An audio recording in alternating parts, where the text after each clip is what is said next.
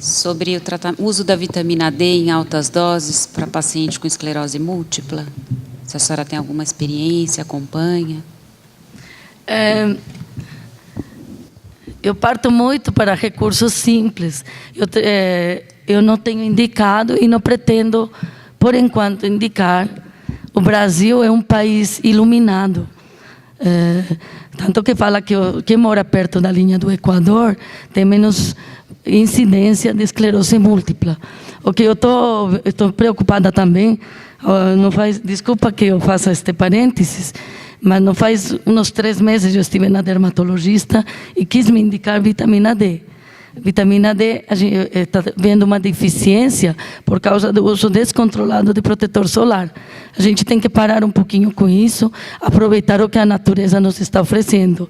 Eu peço muito para os pacientes, eles voltarem. Eu trabalho atualmente eu estou associando muito a acupuntura com aromoterapia, principalmente aroma de gerânio. Ele trabalha muito a parte ancestral, porque também essa autoagressão tem a ver muito com a parte ancestral do paciente. Então, eu tento que ele se volte a si próprio e que ele entre mais em contato com a natureza.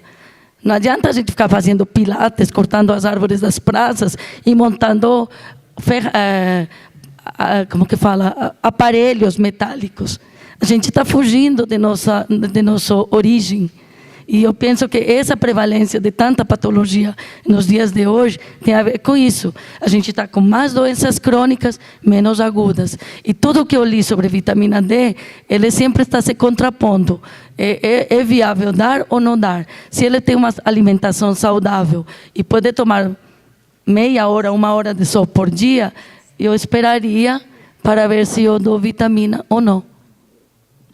Tem uma pergunta aqui, mas eu só queria acrescentar em seguida essa parte, especialmente da vitamina D, né, porque também, né, assim, eu trabalho na parte do AVC e tudo, mas eu divido o consultório com o Dr. Dagoberto Calegaro, que é uma referência no tratamento de esclerose múltipla, tudo, e tem participado muito, né, dessa discussão em relação à vitamina D. Então, ponto fundamental é saber que vitamina D na esclerose múltipla, o que não há dúvida, isso a gente já sabe há muito tempo, é que a falta de vitamina D, né, principalmente, né, nas fases primeiras, na formação da imunidade, tem uma correlação enorme com doença autoimune. É por isso que sempre já se prescreve aditivo para as crianças e tudo, né? Porque a gente sabe que há uma correlação muito grande, isso é notório. E no pacientes com esclerose múltipla, o que hoje a gente sabe também, né, é que a falta de esclerose múltipla está associada a uma maior facilidade na incidência de surtos. Então, tem que ser combatida a falta de vitamina D. Quando você tem essa dosagem, ela é baixa, é valorizado isso, você tem que ter a sua suplementação, né? Independente dos questionamentos, né, talvez dos valores internacionais que a gente vê aí, uma alta incidência de hipovitaminose D num país tão tropical assim, mas de qualquer forma a gente sabe que há uma correlação e isso tem que ser abordado. Agora, o uso da vitamina D em excesso, né, em uma grande quantidade, no sentido de bloquear a doença, né, isso é importante todo mundo entender, isso é uma opinião pessoal, né, de um determinado médico, que está disseminando essa informação já, né, não em nível científico, mas a nível do público leigo, com publicações em mídias sociais e tudo mais, né, que esse é o questionamento que a própria sociedade do BECNES, né, da Sociedade Brasileira de Esclerose Múltipla, coloca que isso não há evidência, é uma posição pessoal, que assim, se você partir do aforismo que a falta ajuda, então se eu der um excesso vai cuidar, não necessariamente essa alça é lógica, né? Com certeza tem essa correlação.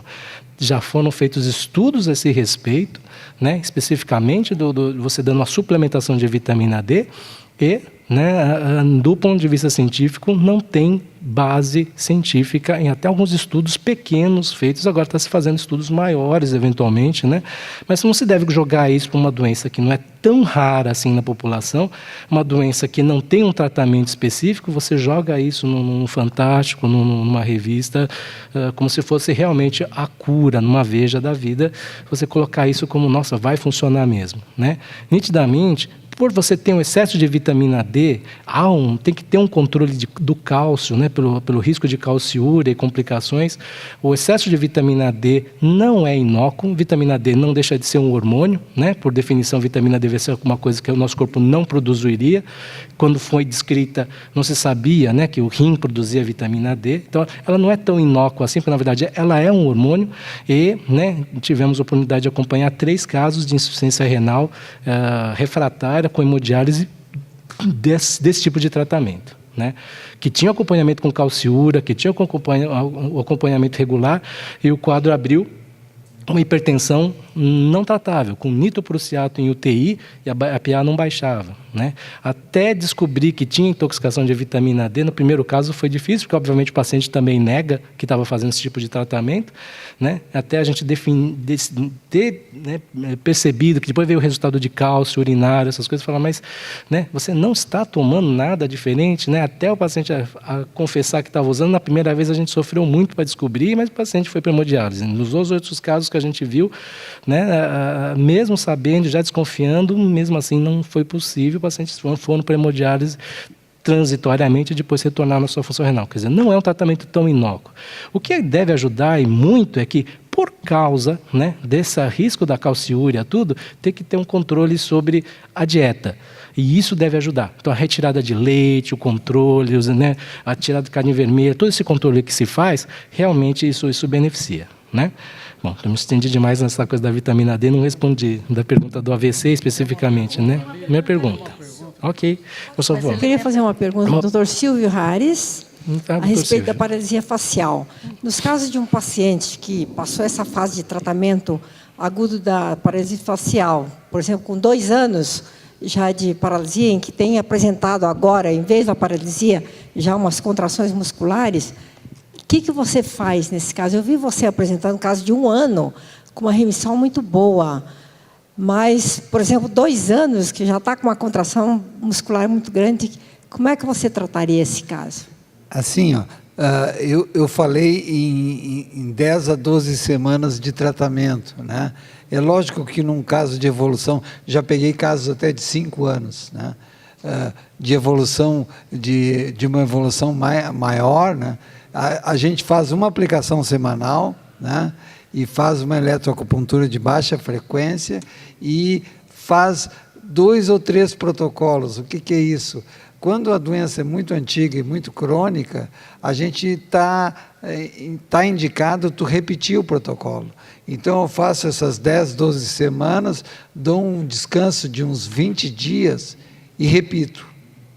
Tu pode repetir até 3 vezes, que vai dar praticamente 1 ano quase de tratamento. E daí vamos dizer assim, tu ensina o neurônio a trabalhar como tu quer. E assim, a própria expressão facial, ela tem que ser acompanhada de exercícios, né? As caretas, aquelas coisas. Num dos casos, eu vou confessar que a resposta não foi assim, uma Brastemp, né? Mas melhorou muito, né? Quer dizer, melhorou assim significativamente. Então, mesmo que o caso seja um caso já antigo, eu atendo, eu trato e eu faço daí uma proposta de um tratamento mais a médio prazo, né? Sobre Nesse caso, você usa eletroacupuntura e tonificação também? Uso sempre em baixa frequência. Sempre mesmo que ele tiver com aquelas contraturas, tudo, você não altera com algumas sessões de sedação, nada? A musculatura? Não, eu faço uma... Porque continua sempre com tonificação. A contratura muscular, ela é uma resposta, né? E a gente sabe que a eletroestimulação, ela relaxa também. Então, ela faz os 2 trabalhos ao mesmo tempo. Ela faz um relaxamento desse mecanismo reflexo, né? Que é um mecanismo de tentativa do corpo de fazer algum tipo de movimento, e, ao mesmo tempo, ela também regenera o nervo, segundo aquelas teorias que eu apresentei. Eu teria também um comentário a fazer sobre uma pergunta que me veio aqui, se havia diferença significativa no resultado comparado do agulhamento simples e da eletroacupuntura. Eu vou confessar para vocês que eu me formei numa época em que a eletroestimulação estava surgindo. E o que aconteceu? Em várias palestras, inclusive um colega meu que é engenheiro eletrônico e também médico e também acupuntor, ele fez uma pesquisa e mostrou naquela época que nenhum aparelho que estava no mercado, a medição do que saía na ponta do fiozinho era o que o manual dizia. Então, eu imediatamente peguei uma aversão assim, muito grande a não controlar o que eu estava fazendo com uma eletroestimulação. Então, eu optei por não usar a estimulação no começo, só a estimulação manual. Com isso, eu desenvolvi uma técnica muito boa manual e confesso para vocês que uso muito pouco eletroacupuntura.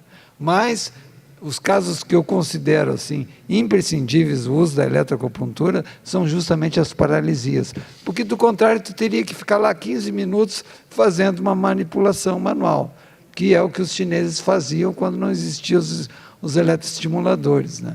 Ficava uma fila de 3 manipuladores, um ficava 5 minutos, depois vinha o outro, depois vinha o outro, né? E ficava trocando, né? Isso não dá para fazer, né? Então, nesses casos, eu uso a eletroestimulação sempre de baixa frequência. Uso rarissimamente a alta frequência, só nos casos de dor muito intensa, né? Tá, agradeço a todos e aos palestrantes também. Obrigado. Obrigado.